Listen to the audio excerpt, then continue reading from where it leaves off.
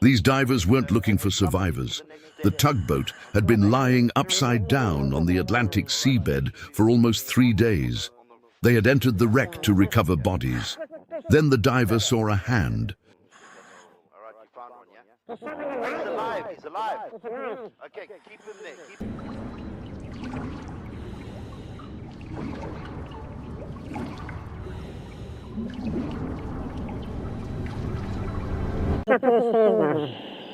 Okay, so have you come into the next deck? Onto the main deck? All right. Sunday, 26th of May, 2013. Off the coast of Nigeria, an anchor-handling tug called Jascon 4 was working beside an oil tanker. 12 men were aboard.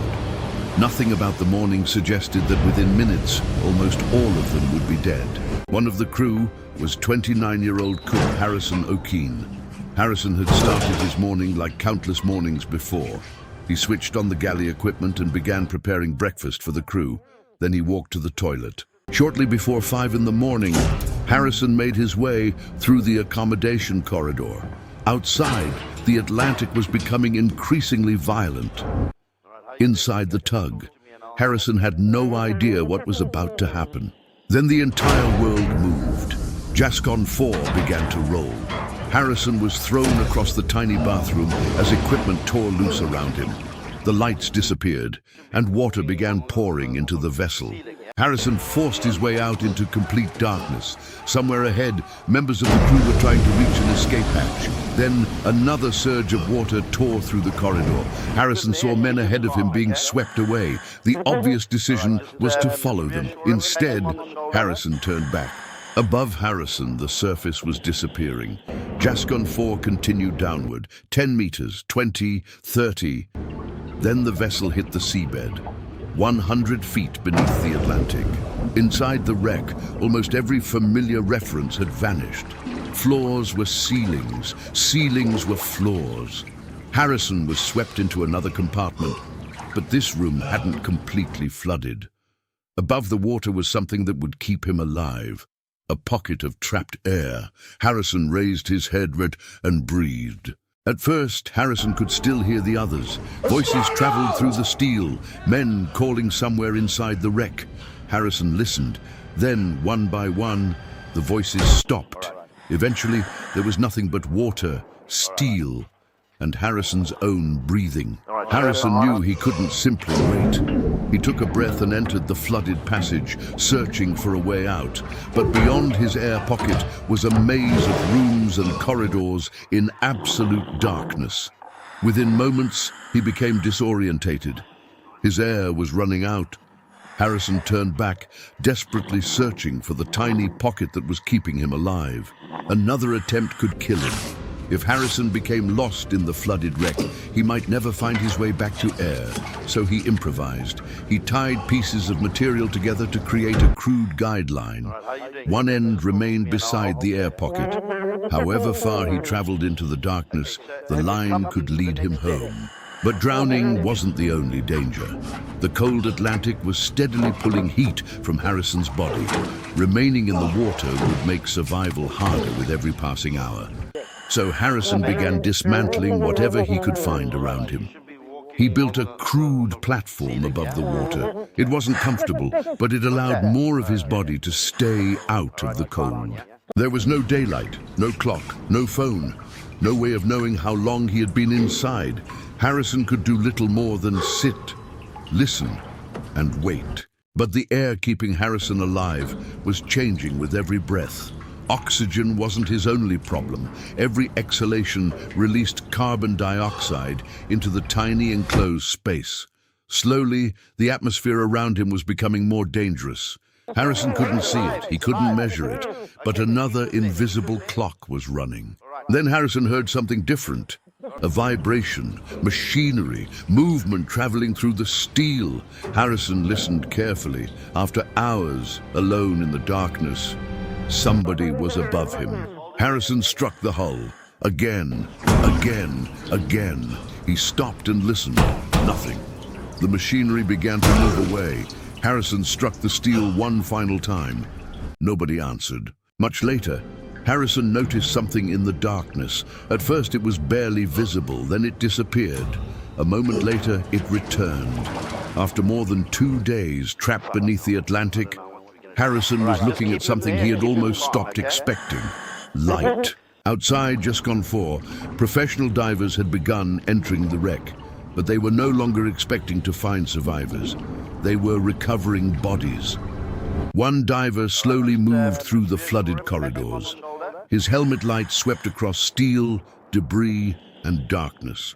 Then, at the edge of the beam, he saw another hand. The diver moved closer. He believed he'd found another casualty. He reached toward the hand. For a moment, nothing happened. Then the hand grabbed him back. Harrison Okene was alive. Harrison had been found alive after approximately 62 hours, but there was one enormous problem. For more than 2 days, he had been breathing air at the pressure of the seabed. Bringing him directly to the surface could cause dissolved gas inside his body to form dangerous bubbles. Severe decompression sickness, potentially fatal. Harrison had survived the sinking. Now, getting him out could kill him. The diving team equipped Harrison for a controlled extraction. A diver supported him as they moved through the flooded wreck. Slowly, Harrison left the air pocket that had kept him alive. Ahead was the diver's pressurized bell. Harrison had finally escaped Jascon 4, but he still couldn't simply return to the surface. Harrison was transferred into the diving team's pressurized system. His body now had to be returned to normal atmospheric pressure gradually. The process would take roughly another 60 hours. He was out of the wreck. He was surrounded by rescuers. And for the first time in more than 2 days, Harrison could finally close his eyes without wondering whether he would wake up underwater. Then came the news Harrison had feared. He was the only survivor. 11 other men aboard Jascon 4 had not come home. Survival did not mean Harrison simply walked away from what had happened. In the months that followed, he suffered nightmares. He would wake believing his bed was sinking. His body had escaped Jascon 4. Part of him was still trapped inside it. Might expect Harrison Okene never to go near deep water again. Instead, he made an extraordinary decision. Harrison trained as a commercial diver. The man who once waited helplessly for professional divers to enter a sunken vessel became one himself. He did not erase what happened beneath the Atlantic. He chose to face it. Somehow, Harrison Okene was alive. Just reassure him, pat him on the shoulder. Okay. All right.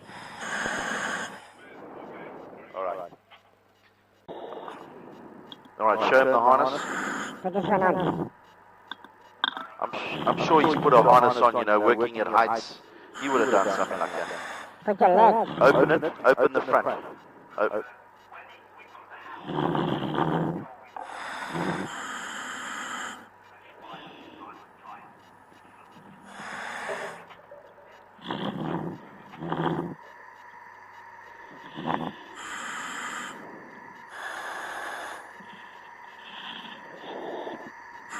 Pull on.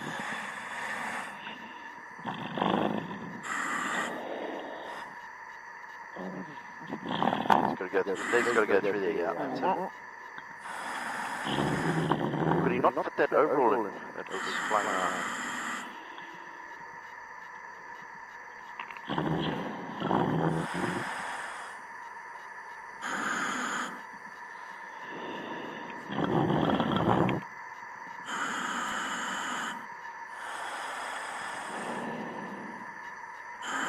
So there's not much place to stay in there.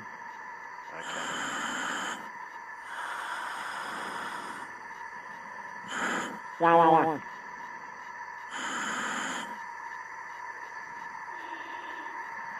Other side, my friend, yeah. You might have to adjust it, bro, okay? Yeah, well, That needs to be rotated down. this one goes on the top. Come here.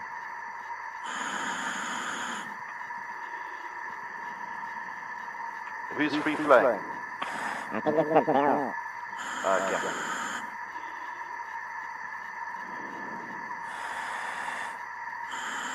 Hold on, Nico.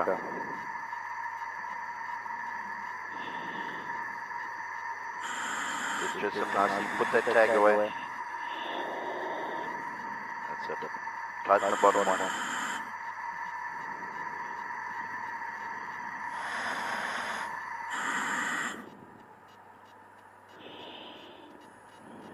Bottom one's right there. Okay, tighten it a bit more. Is that okay? What's that? Can we tighten it a bit more? Is that okay? Yeah, that's all right. All right. Stand up. Stand up. Let's have a look. Stand up. Sam, I think it's weak, eh? Yeah, I know. Okay. All right, that's fine.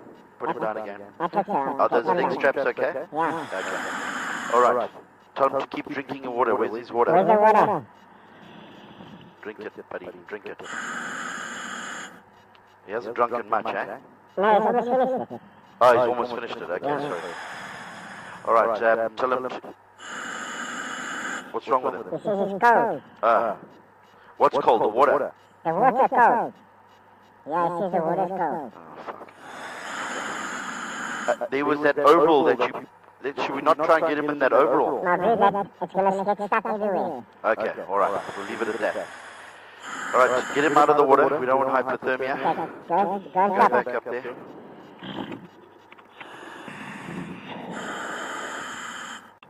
Okay, how's the slack? Have we got enough slack to dress him? I need a little bit more slack on Dover 3. Okay, can we have some more slack? Yeah, that's fine. Slack to Dover 3. Okay, Dover 3 is 5 meters inside now. Sorry, 5 meters inside, yeah? I've got it, it's fine, thank you. Yeah, right there. Okay.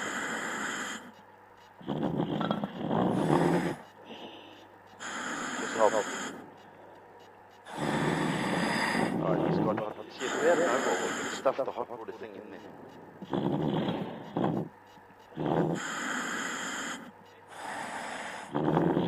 Nice one.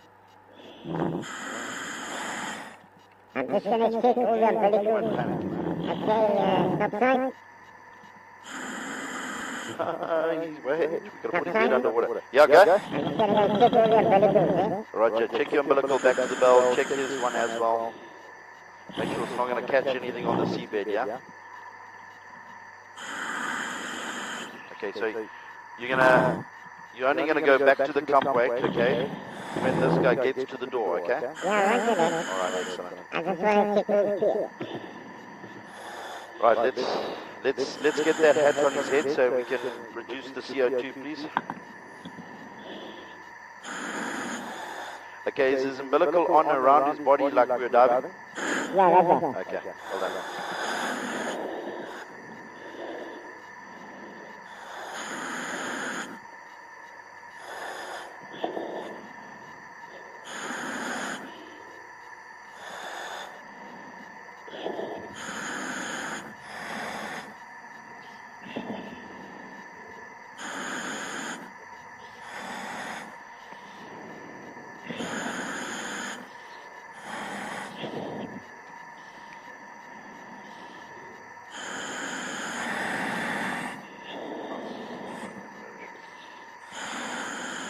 Okay. Make sure you tighten that spider lacquer tight, Yeah, yeah? roger. Can you come up on, stand by.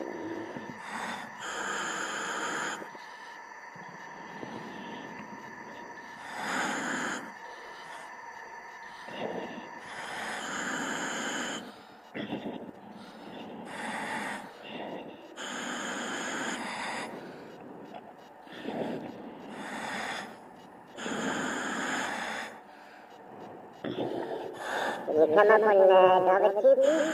Roger, in the bell, up on two's umbilical, please.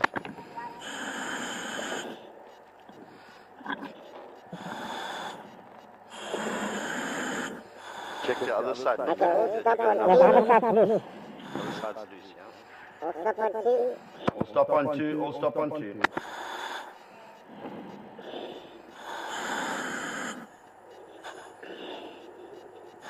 How's that looking?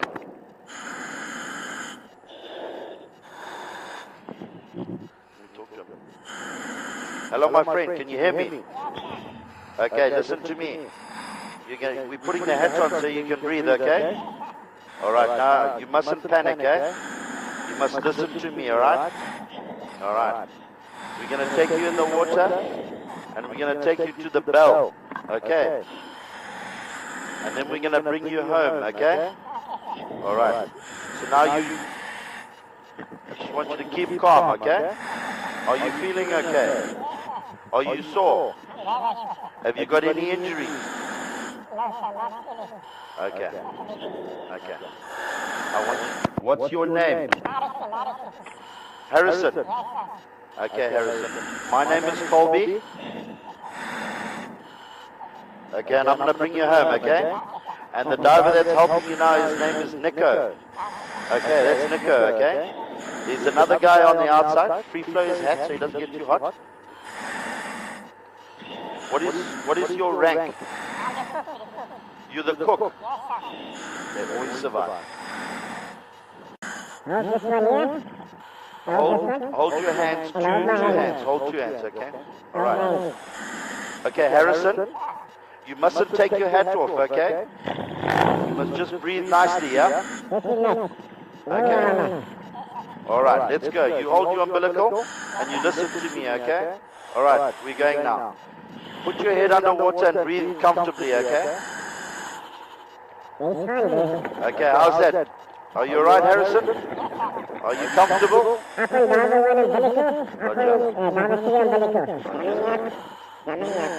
take him nice and slowly, okay? Hold your umbilical, Harrison. Don't let go, okay? We're bringing you home. Quickly, I know, sit down. Alright, stick his head in. Put his head in the bell.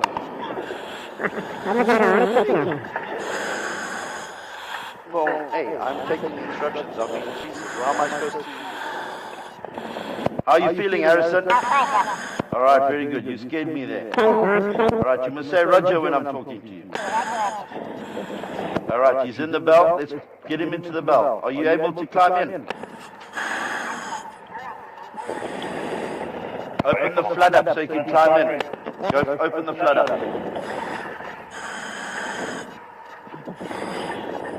Yes, you scared me, Ed. Pass I know, it looked like it, but he's so scared, he's just holding his umbilical. Yeah, don't worry, it's okay, he's in the bell now, okay? How are you in the bell, Harrison? Give me a thumbs up. Good job, my friend, well done. You're a survivor. You might expect him never to go near deep water again. Instead, he trained as a commercial diver.